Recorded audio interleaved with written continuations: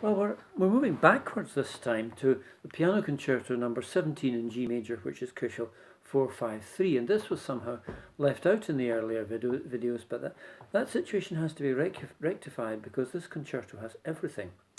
It was written in 1784. The Andante, the slow movement, is in C major and is in sonata form. Its character overall might be said to be solemnly reflective, and that being said, it is a movement of great musical depth.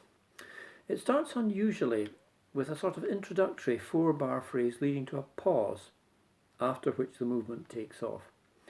The woodwind take over, led by the oboe and underpinned by the strings.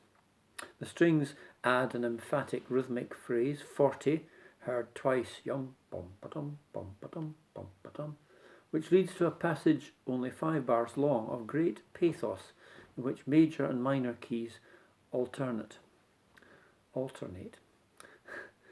The piano enters with the first theme, which again leads to a pause, after which a completely new theme in G minor appears, forte, very dramatically.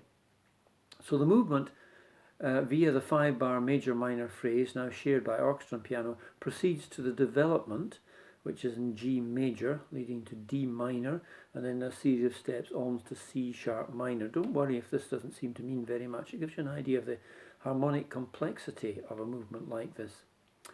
You don't need to be aware of all these harmonic developments, as I say, and there are more to come, except insofar as they do a great deal to supply this movement with its depth, drama, unexpectedness and beauty. In the development there's some new material, again taking us by surprise.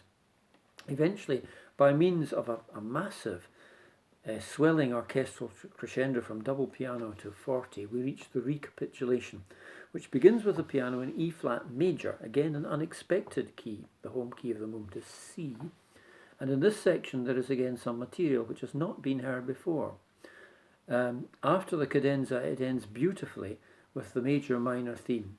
In sum, as Philip Radcliffe writes in his BBC Music Guide, this is one of the most original and deeply felt of all Mozart's slow movements, and he's not talking just about the piano concerti. So we'll hear it now, played by Alfred Brendel with the Academy of St Martin in the Fields, conducted by Neville Marriner.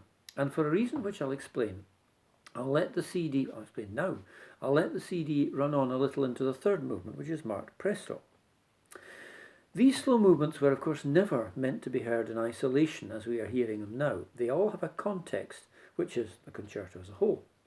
Arguably, there are 18 fully mature single instrument concertos, piano concertos by Mozart, and each one is skillfully balanced so that the movements complement each other. There's never a preponderance of one particular mood or manner. The third movement of the 17th concerto begins with a jaunty tune which Mozart modelled on one sung by his pet starling. This rondo is rapid, lively, very cheerful, and you could say frothy, with quite an operatic ending, a perfect foil to that wonderful slow movement. So that we don't lose sight of the notion of a concerto as a whole, I'm going to add 2 final videos after this one, dealing with one complete concerto. Not this one, nor any from which you have heard so far, but first we have one final decontextualised slow moment, and again a very wonderful one it is, and just a snatch of what follows after it.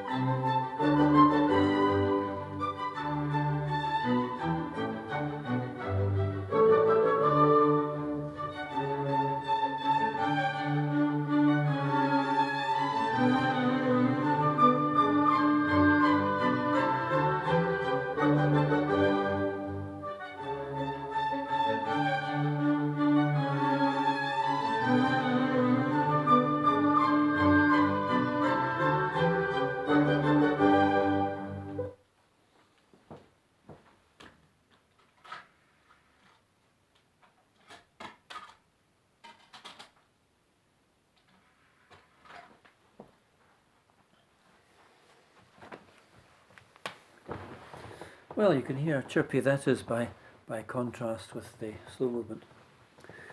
One more slow movement in this video, two in all of them as it happens, and this is from the Piano Concerto number 23 in A major K488.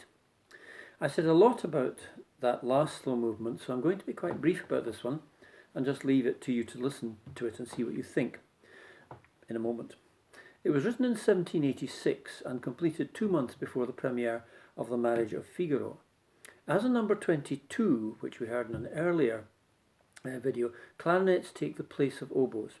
The mood of this slow movement, which is marked Adagio, the only one Mozart ever wrote in the key of F sharp major, and his entire output is largely delicately melancholic, with a brighter central section in A major. Here again, we have, as with number 22, which was Annie Fischer, we have an exceptional performance from Mitsuko Uchida, who brings out all the sadness of the music better than anyone else I have heard. And she's accompanied by the English Chamber Orchestra, conducted by Geoffrey Tate. So here she is.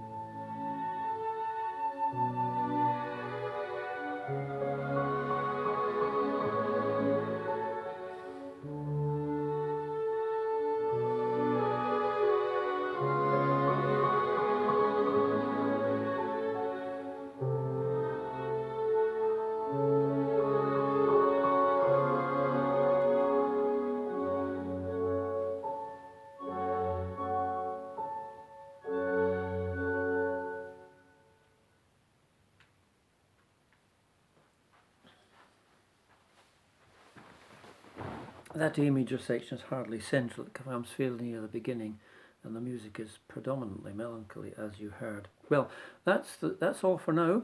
So, thank you.